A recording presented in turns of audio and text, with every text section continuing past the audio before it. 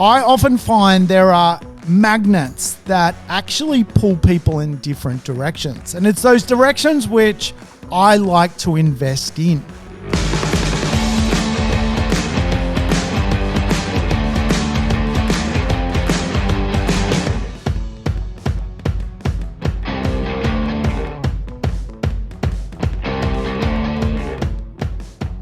Welcome to the Urban Property Investor. I'm your host, Sam Saggers, here to help you crack the code of real estate wealth. Today's show is a code cracking affair. We're going to dig into something that I've been teaching for quite a while, the Pyramid of Liveability. Yes, livability has a pyramid. In fact, I once guest lectured at the University of Sydney on this very topic. The idea that magnets draw people to certain ways of living. Behaviorally, we're getting nudged in certain directions. And I want to talk about those nudges so potentially you can make some money out of the real estate economy as it evolves, as it changes, as we continue to unfold in this ever-changing real estate world. What is next for the real estate marketplace? The livability index and the pyramid of livability has a lot to do with how to create wealth from real estate. Now, I'll tell you what, if it's the first time you're tuning in, welcome aboard to the Urban Property Investor. It is the show where we crack real estate codes.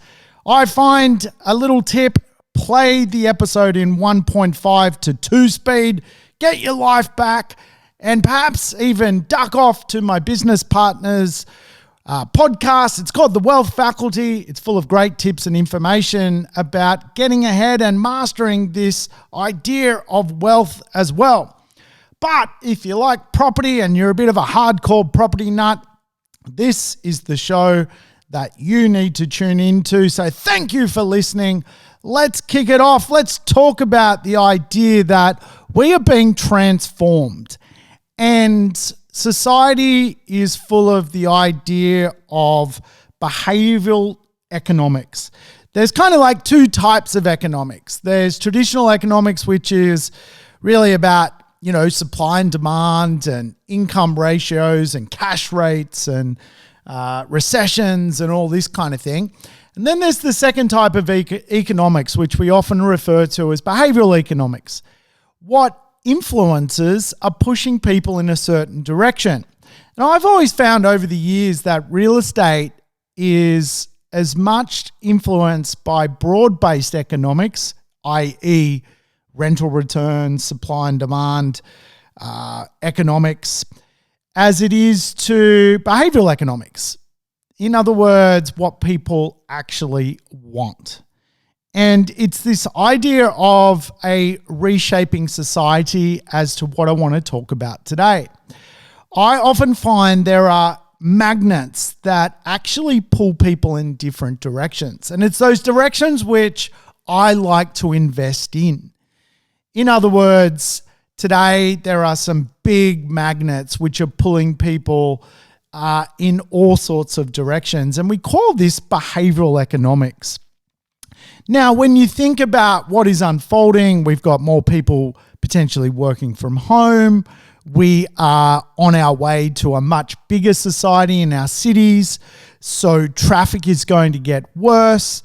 And we are just seeing little bits of society tear away from the center, whereby certain people are just not keeping up with the rat race. And of course, this, from a behavioural point of view, is transforming how many people choose to live, work and play.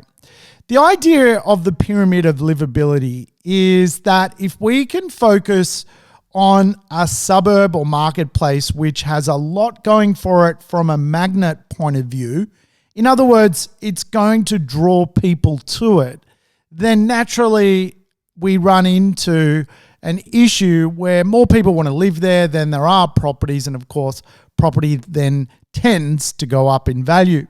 I always teach this, and I know you guys have heard this before, that today if we want to control wealth, we want to control real estate, we want to buy real estate in an area where people can both live, work, and play, and there is a sense of mobility, which is easy, a network of wellness, which attracts even more money.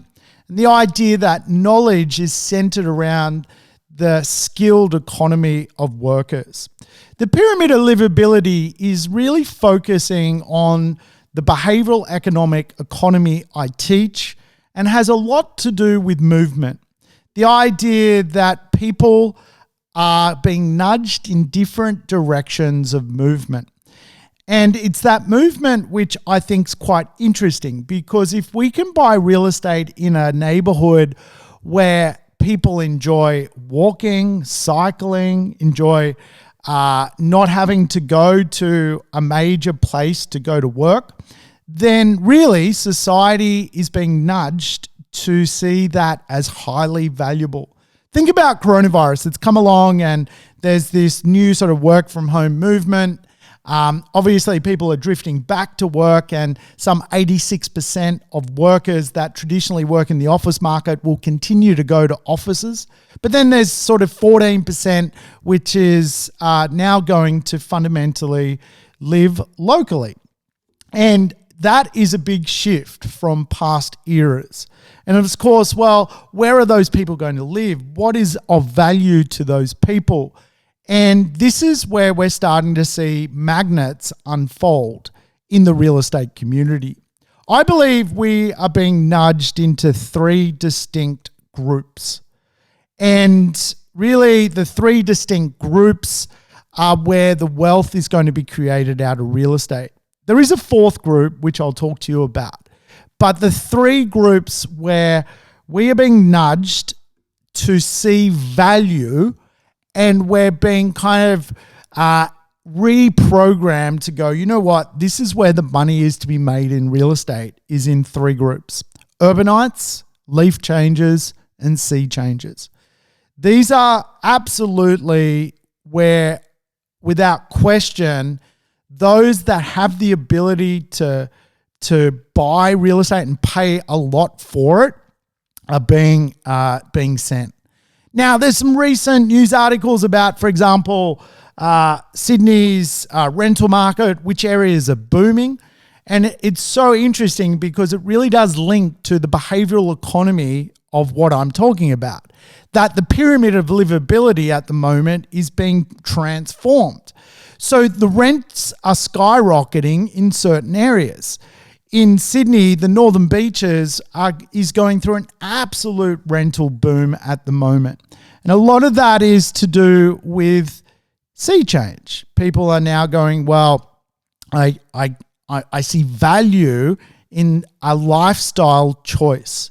And it's the three lifestyle choices that really we can buy from real estate, which is going to continue to become more and more valuable. And in some respects, there are only so many great suburbs close to the city.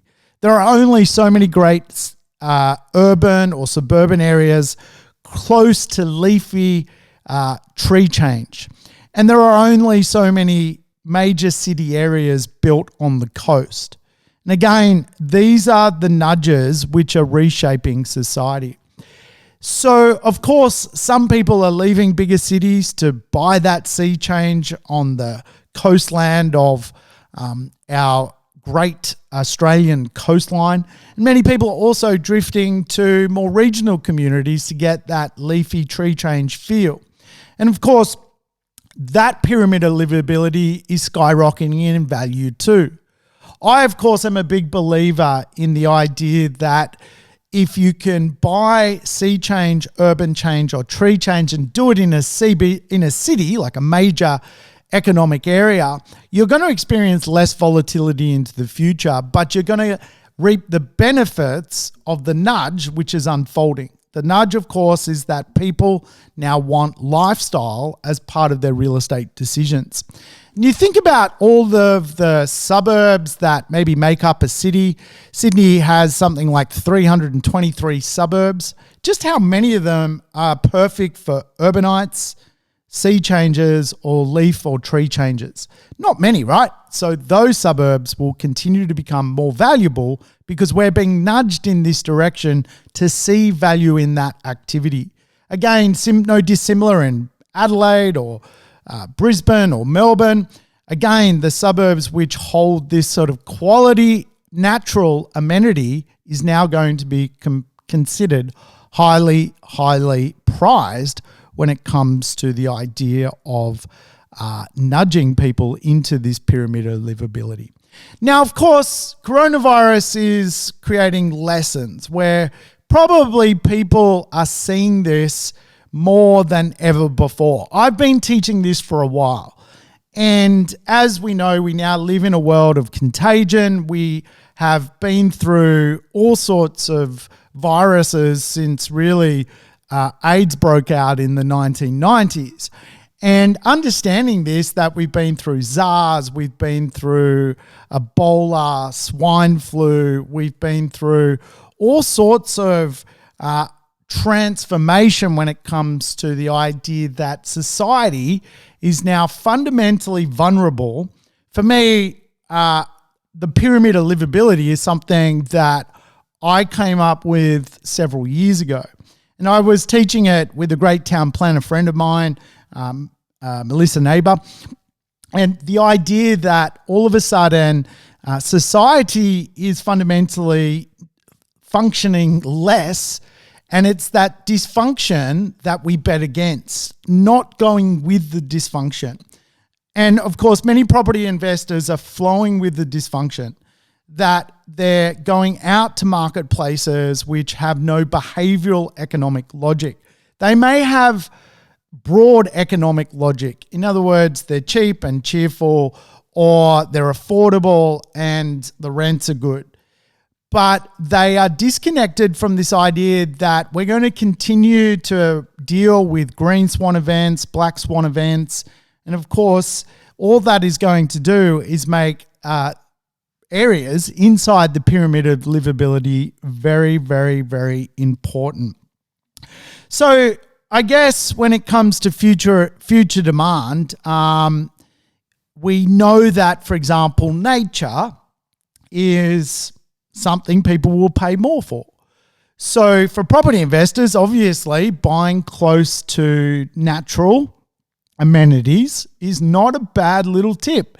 And it's not something that is fundamentally new. It's almost like a rebirth of what has always been popular. And again, if we can just be close to the walking tracks of the lakes, or we can be close to the bushland and natural urban forests in our city, we're going to end up in a place where people want to live, work and play in that society. And of course, that is going to influence the value proposition of real estate.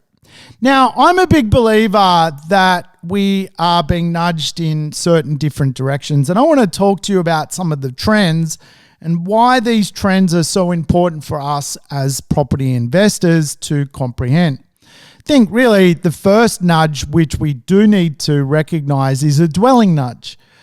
People are being nudged into very sleek, minimalist properties. And of course, space is something that people absolutely want at the moment, but also equally a third place. And of course, that third place is the natural amenity of a neighborhood.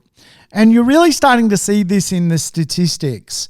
Even though Sydney's going up in value, Sydney, which is really Sydney stuck outside a livability or the pyramid of livability, is not going up as fast as areas which are in this idea of living in this pyramid of livability. And again, I think what's so fascinating is Australian houses are being transformed. People are certainly drifting out to space-orientated neighbourhoods. And it's that free extra space, which is certainly of value at the moment. Either space or location is the great fight of real estate at the moment. And I think when it comes to real estate, we are seeing value premiums being put on brand-orientated areas. And you think about the great brand suburbs of our cities, they are tending to skyrocket in value at the moment because, again, those brands are tending to absolutely attract money, and more money creates more money. So for us as property investors, I'm a big believer in trying to get into those brand neighborhoods. And in many other cities around the world, people will pay a premium for a brand-orientated neighborhood. In some respects, there are studies where people pay up to 132% premium to get into normal brand-orientated suburbs. And that can be up to 30% more growth than the traditional marketplace. And when you think about, I guess, the work from home movement, there is a lot of aging dwellings in Australia.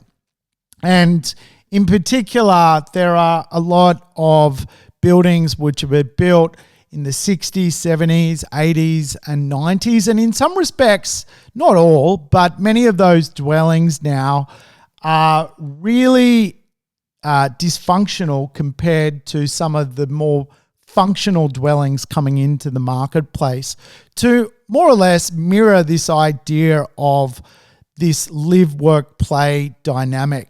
If you look at some of the best properties which are being produced, they are sleeker, they are more minimal, they're more open plan, they offer, lots of good little breakout spaces, whether they're in apartments, townhouses, or of course major homes. And of course, this is what we're seeing. We're seeing the rental market want these assets more than anything else.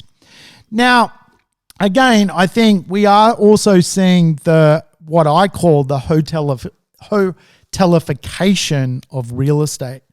Yes, real estate is now almost not just a single use for people. It is a dual use where we are seeing some real estate absolutely be transformed to become a miracle of live, work, and play, where really buildings are being built in the modern economy to offer just so much more than the older version of real estate dwellings.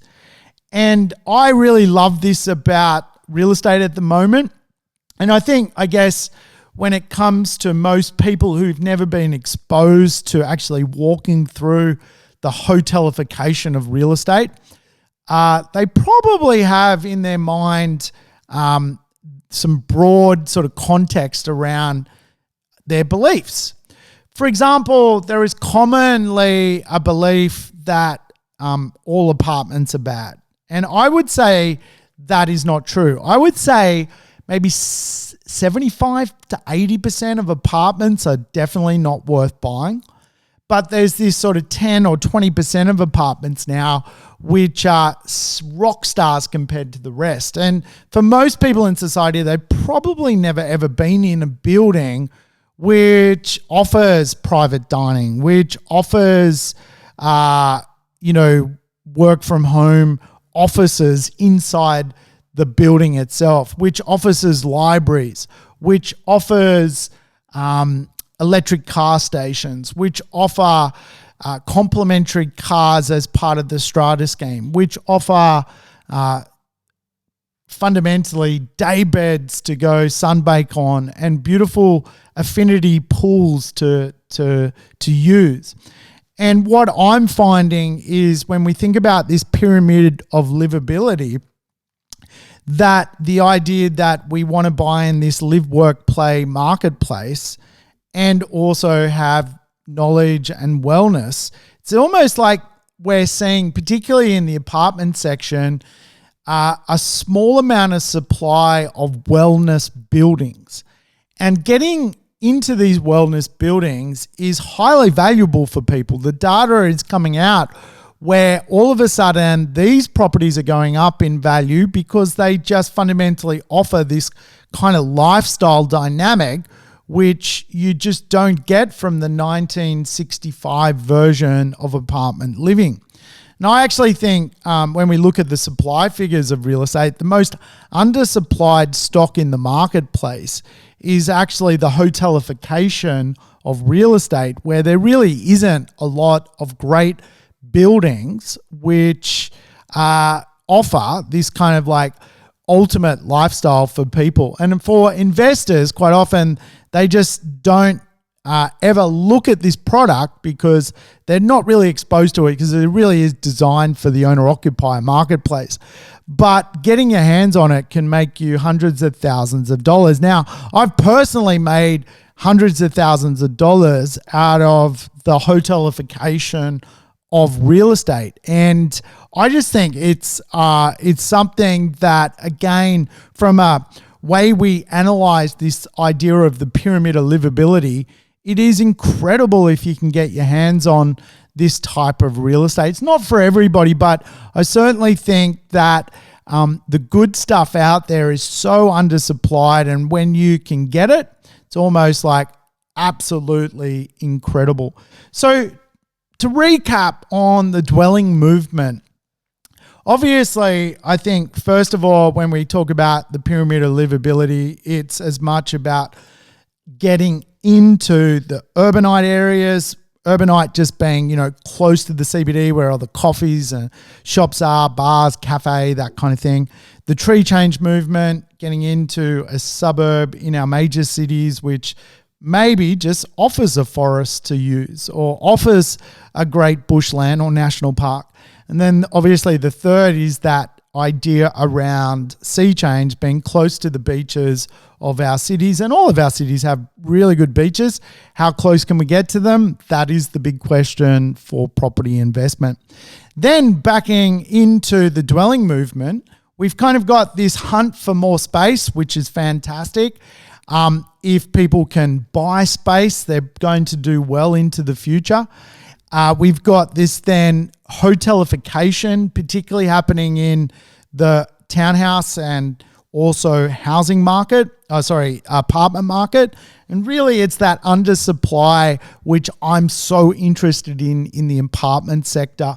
And often when people ask me, should I buy an apartment? I'm like, well, is it a hotelification apartment? Is it an apartment which is in the live, work, play marketplace in the pyramid of livability? Then potentially yes, if that's what you can afford in your budget, as opposed to fundamentally not buying any behavioral economic logic at all.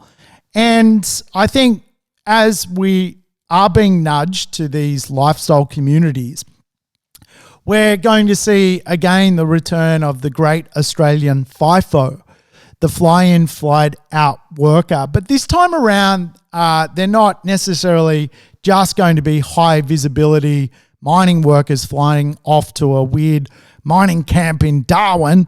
They're actually going to be more corporate orientated workers. And this is where I'm seeing this kind of alignment as well between the hotelification of real estate and the fact that today some people want to choose lifestyle orientated areas and work a couple of days in Sydney and a couple of days and live or put their family in a position to have more lifestyle by drifting up to a coastal precinct. So, for example, today a lot of people are living in Ballina and Byron Bay, and of course there's an airport there and there's a airport in the Gold Coast. So it's a pretty good place for people to live. And for many of those people now, they FIFO as executives back to Sydney. And many of those people are now buying what we call a lockup in Sydney and or Melbourne, same concept, and or Brisbane. And when they come to those cities, they almost like have a pied-à-terre where they basically use these kind of like beautiful hotel buildings to live in a couple of days a week. So we are absolutely seeing this kind of dynamic of change where smaller areas are going to be added to. And again, I think from a property investment point of view, I certainly think regional marketplaces just have a bigger volatility index. When we study them over the long term, the highs and lows are a bit sawtooth, so they go up and down, up and down. So if you can, at a bare minimum, invest in a major city where more jobs are, I would suggest you do that. And if you can get into those lifestyle areas, I would suggest you do that.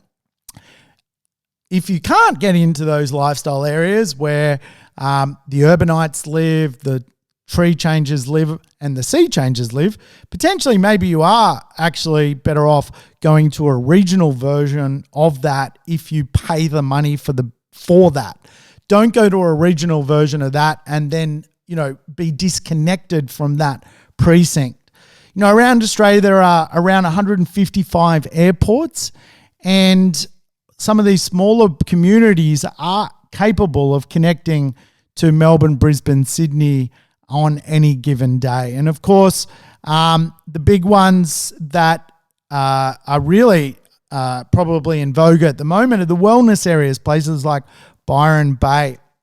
I was just speaking to my mate Marcus, who's up in Byron. He lives there. He's a long-term Byron man.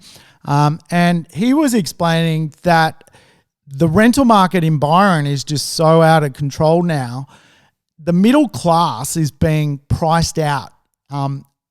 School teachers earning, a nice salary, traditionally capable of affording to live in the community there, now being faced with $700, $800, $900 a week in rent, are not capable of actually staying in the town and being squeezed out. And this, again, is this more wealthy dynamic taking over the pyramid of livability. And what is fascinating about that from a pure economics point of view is the income that these properties are now producing. The fact that Middle Australia is being priced out of Byron Bay, and now, an average property there is fetching a $900 a week or $1,000 a week. That's $50,000 per annum. For a property investor who obviously bought there ages ago, that income profile is so amazing. And I think really the Byron story is a great leading indicator for everyone in real estate to take note. If we can get into these pyramid of livability neighborhoods, we're going to get more income into the future because, as we know, more wealthier people are going to drift to these areas. And as society transforms and we end up in a smart economy where people are at the top of the funnel making bucket loads of money, and as we drift down to the bottom of the funnel, people are making, basically break even money. It's the pyramid of livability, which is where you want your assets. Now, by way of example, what I found fascinating, I was reading the Australian newspaper the other day, and in the Australian, it kind of quoted that the second biggest employer now across Australia is actually Uber. So when you think about the great Australian companies, we've got the great tech giant Atlassian, we've got our financial system with the great banks, we've got our mining companies, BHP, Rio, we've got then our agricultural companies, West Farmers and so forth. Australia really is a land of finance, a land of agriculture and a land of mining. And you would think for the most part there would be more job opportunities in that. And for Uber to come out and claim they now are the second biggest employer in Australia is just crazy. You are seeing now two worlds unfold, right? Where the haves are spending $150 a day on Uber, having 3 meals delivered, which is ridiculous. And a big, almost like servant class now unfold. And of course, I'm a big believer in, if we're going to make money out of real estate, we want to build and design and offer real estate to this kind of like more wealthier class of people. And of course, many of them are now sort of what we would call upper middle or middle upper middle to wealthier. And it's really amazing to see it unfold. We know the sea change talk is big, right? literally 0% vacancy rate in coastal precincts connected to our CBDs. And of course, many other coastal precincts, which are smaller regional communities where there is the ability to FIFO. And again, in those smaller regional communities, just got to be really critical that you're actually buying what people are going there for. People are going there for space and for lifestyle. They aren't going there for cheap and cheerful. They are leaving urban areas which are shitty and run down to go and buy lifestyle. And so I think the big lesson here is we've got to get into this pyramid of livability as fundamentally we're being nudged towards this direction. Now, as I said, I've done a version of this talk at the University of Sydney. And as such, a big conversation piece for me was the idea of mobility. And that movement is something that we need to talk about. Obviously, people often drift to smaller communities so they do not have to deal with movement. In other words, someone who's perhaps, drifting into Port Macquarie today to live there. To get around that city is really, really easy, so you obviously get more of your time back. As we look inside our big CBDs, or big cities rather, obviously there is a movement issue, and it's this movement issue which I find so fascinating.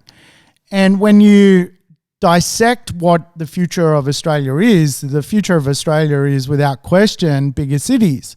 If you look at Melbourne, Melbourne's the largest landmass in Australia. It's the city already the size of London, just without the people. And of course, it will become an 8 million person city, or even 9 million person city. Sydney the same. Brisbane will double. And I wouldn't underestimate there's some great reasons why they're going to double, and that, of course, is jobs. Melbourne over the next 10 years is reported to put on at least another 2.7 million more jobs. Smaller communities where people will FIFO in and out obviously don't necessarily have that robust jobs market. So right now, obviously, we're going through a little bit of healing when it comes to coronavirus. The borders, no doubt, will be open in a year or two. Society will try and function under the guise of being vaccinated. And we will once again go into a place where congestion is a thing. And for me, I think one of the most challenging parts of living outside of this idea of living in a pyramid of livability, where you can live, work, play, where there's wellness, where there's green spaces, where there's knowledge, is mobility. The idea that today many people have to travel long distances to be part of the economic realm of society. Many people, and when we talk about the work from home movement, obviously we're talking about office workers, but office workers are just a certain section of industries. What about nurses? What about manufacturing workers, warehouse workers, logistics workers? All these people have to actually get up every day and cannot hang out on their laptop with their feet up. They need to play the game of mobility. And for many people, mobility is really what we're being nudged to think differently about. In other words, most people do not want to face an hour commute in the morning, a traffic jam in the afternoon, or even half an hour of traffic just to get out of their suburb, which is built flawed compared to how the town plan works. So for me, I've always invested in the idea that if you can get into these like behavioural zones inside a city realm, you're going to do very, very well. And again, if we think about the idea of walking, for example, for urbanites, walking is a big driver of property values. It's kind of weird to say because, again, I think we're being nudged in this direction where the urbanites are certainly a rising nudge. The leaf and tree changes are a rising nudge. The leaf changes, some great leafy suburbs, 20 kilometers from the city, which are a great place to own real estate. Then you've got this urbanite transformation, which has nothing to do with sea or tree change, but it has to do with the idea that people can freely enjoy life by being close to culture. And it's that culture which, again, I'm a big believer in, I'm a big investor in, that many people want to go to the opera in the evening. They want to go to the show. They want to see Jersey Boys. They want to absolutely live this kind of cultural European lifestyle that is only created where there is this level of craziness or density or activity. And again, I think what will shine through is the idea that the cultural world is of significant value as time continues to unfold. There is only so much real estate which bets against the idea of congestion, that there are 4 million cars in Melbourne, 5 million cars in Sydney. All of a sudden, how valuable is real estate if you can walk, right? All of a sudden, you don't even need a car and your life is incredibly good without necessarily being part of the rest of society's dysfunctions. And this is where you're starting to see in many cities, like the idea of Lime scooters. You go to Brisbane now and walkable suburbs, which are urban suburbs, now can even connect through this idea of having fun on a stand-up scooter where you basically go almost like skiing through the city.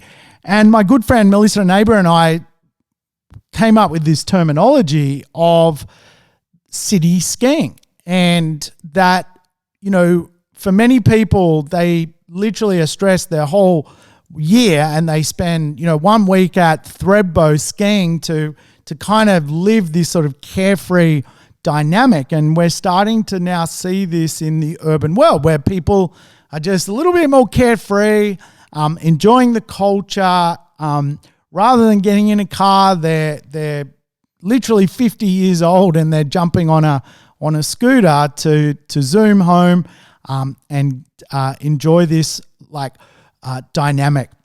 And in some respects, the idea of walkability or last miling is a great economic dynamic. And one of the great last mile cities in Australia, in my view, is Brisbane. If you look, for example, around sort of that New Farm precinct down to Howard Smith Wharfs, what you've got there is really a culture created around the idea of walking, that you can walk on the footbridges over the actual Brisbane River. You can connect to lifestyle precincts and you don't necessarily need the idea of a car. And of course, it really is, one would argue, a European approach. In some respects, the Amsterdam approach. If you've ever been to Amsterdam, you quite often realize how functional European cities are around the idea of mobility. There's a lot of cycling going on, a lot of walking, and a lot of urbanite culture, which is absolutely reframing certainly how society thinks about movement in European cities. You can go to Malmö, Sweden, and really there is some great test examples of really carless neighborhoods. You can go to Madrid in Spain, and really in that city, cars have now been banned closer to the urbanite areas. And of course, banning that movement of cars has created this wealth effect of, again, these urbanite areas. You can go to the Ginza in Tokyo, and again, there's not a car-laden urban area. It is a walkable neighborhood. And again, the value proposition of culture in that neighborhood is just pushing the idea of real estate up. Now, I think we obviously are going through the pandemic at the moment, and of course, what normally happens 99 years out of 100 is not happening this year or fundamentally happened last year. The use of public transport dropped last year. The use of public transport is just getting back on track this year, 1 year out of 99. 99 years out of 100, though, our transport is crowded, it is congested, and of course, it is not so much fun to go long distances using heavy transport like mass trains or of course buses. And so there are reports within sort of the next 10 years, our public transport will increase by around 89%. So all of a sudden then we have this idea that if we live in this sort of pyramid of livability where really we can do everything, we just avoid that. And again, this is where economic shifts are flying through with the shared economy. Things like Uber, for example, works really well. It's really well designed for the pyramid of livability. That today, if you want to move, like fuck getting in your car and trying to find a park and all that, just grab an Uber. And if it's a 5 or 10 minute little trip or 15-minute little trip in your pyramid, you're fundamentally probably just going to pay the $10 or $12 rather than go through the ordeal of getting in the car, then finding a park, and then congestion. So of course, these like pyramid of living local is really, really now quite amazing. And you're seeing light transport nudges really influence the idea that I'm living in an Uber suburb. If I want to move, I don't need to even think about the idea of transport. I can now just quickly, using my iPhone, grab someone to take me somewhere local because of the livability experience of living certainly local. And of course, we are now experiencing a new localism, and it's what is in that local suburb which is of value. Do you have awesome butcher, an awesome barista, an awesome deli? Do you have an awesome beach, an awesome urbanite area, or a great bushland which is connected to your precinct? Once again, we're just reconnecting with this idea that the pyramid of livability is actually increasingly valuable to people. It's what people now perceive to be what they aspire to. And I always teach this around real estate. You know, there are sort of 4 forms of money: inequality money, there is affordability money, where people buy real estate because it's fundamentally affordable. They go to that area just because that's what they can get. Then there's the aspiration money in the marketplace. And then, of course, the discretionary end of the marketplace. Now, the discretionary end of the marketplace is, they got into that real estate zone 100 years ago. They bought the best parts and it's old money, old wealth. What's up for the battleground for real estate investors is this idea of aspirational money. The aspirational money, or people are aspiring to live in this sort of pyramid of livability, as I'm alluding to, that if you track the value proposition of these areas, they're extremely, extremely valuable and will continue to be so. And when you think about how cities are, let's talk about walkable parts of our city. If you think of a city as 100%, really only 1% of our cities, our greatest cities, a city like Melbourne or Sydney or Brisbane, is walkable. And so again, what you're betting on as a property investor is that walkability factor is going to be worth something to people into the future as our cities get denser and denser.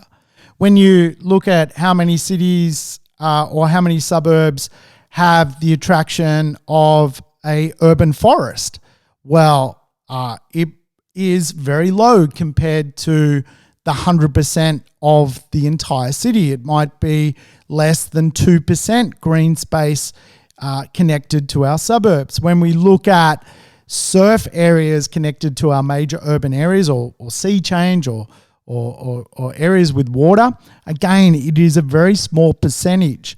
And so the supply and demand metric is very, very different to 95% of what else is out there. 95% of real estate out in the market is an area you need to drive to, and fundamentally really does not offer a live, work, play, wellness, mobility, and smart or knowledge environment, right? So there has been studies throughout time on the idea that certain areas just outperform others. When we talk about walkable areas, one of the big things for me is the idea that walkable areas carry a rental premium. George Washington University did a study on America's 30 most walkable urban areas and found that the rental premium in those areas grows 66% faster than anywhere else. And again, for me, I am big about ending up on cash flow or income. And it's that income profile of waking up and saying, well, I bought a property today, I paid $500,000 for it, and I'm getting $500 a week in rent. How do I get to $1,000 a week in rent? And walkable urbanism is one of the ways which you can absolutely end up in a place where you're going to get higher amounts of cash flow over time. And I certainly found this in the areas I've owned real estate, which are walkable areas, that they fit in the economy really, really well. They fit in both the almost like the shared economy through Airbnb for yield creation, because obviously walkable areas of the urban realm kind of do that Soho effect that you get in London or New York. And of course, many travelers, when travel was a thing, used walkable areas as places to stay to visit cities, as do the FIFO worker or the business Bedouin. Quite often it is nice to stay in areas close by to a CBD, which are more localized, right? CBDs can be quite cold and windy and boring, really. And then you've got obviously the fact that you've got, people who love living close to culture, who love the idea of walking, and it's that walkability which just drives that rental return. And I look at my assets in walkable neighborhoods of major cities, and I absolutely, the George Washington study is so true. I get a premium rental return when compared to the growth rates of my more drivable assets, which is amazing to see real life unfold. Hey, I hope you have enjoyed today's show and cracking the code of the Pyramid of Liveability. I hope you found it interesting. If you feel like leaving me a review, I would love one. I'm always a whore for a review. Feel like I get to meet more people and share this content with others. So if you're a fan of the content, leave a review, because that helps other people find me and hear about this kind of information. Hopefully you find it a little bit interesting and a little bit different potentially to other commentators on the real estate community. Hey, thanks again for your time. I will catch you next time on the next installment of the Urban Property Investor. Bye for now. Thanks for tuning in to the Urban Property Investor. To never miss an episode, make sure you subscribe to the podcast on your favorite app or on YouTube. And I would love it if you could give the show a rating and share it with your friends and family. In between episodes, you can always keep in touch with me by connecting on social media over Facebook, Instagram, or LinkedIn. Until we meet again on the next episode of the Urban Property Investor, take care and bye for now.